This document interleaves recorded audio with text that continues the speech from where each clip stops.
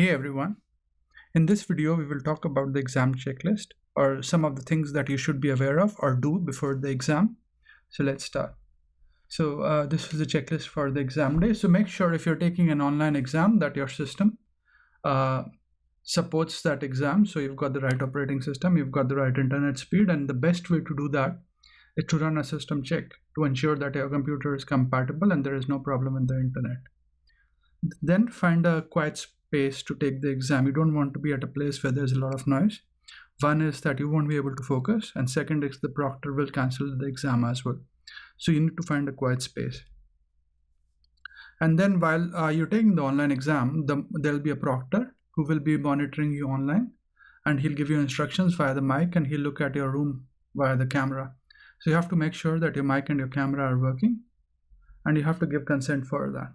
And then you have to observe all the online requirements for the exam. So just keep going on with that. When you take an online exam, they will ask you to show a photo ID. So this photo ID, it should be an acceptable ID. It could be a government issued.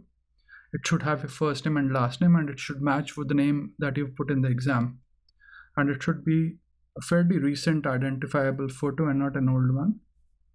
And make sure that you do not wear coats or jackets. You don't want to wear hoodies because it's harder to see your eyes and to identify you. So it's harder for the proctor. Even with the coats and jackets, you could have stuff in those coats and jackets. So they normally say, PSNV does say that you shouldn't have coats or jackets on.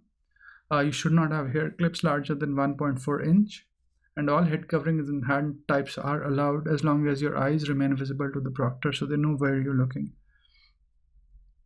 And for the snacking policy, some people let you have water and snacks.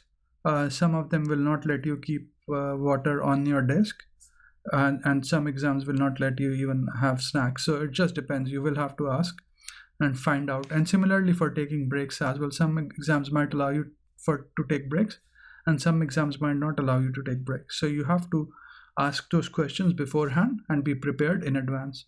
So this is the exam checklist for the PL300, and we've covered what you need to consider. So you need to consider that snacking and drinking is not allowed, what you can and what you can't wear, the valid IDs, and then you have to find a quiet space. You have to look at what is the requirements for the online exam. So looking at the checklist or exam checklist, run a system check to make sure your system does let you take that exam, and then you have to give consent to the proctor to via the mic and the camera.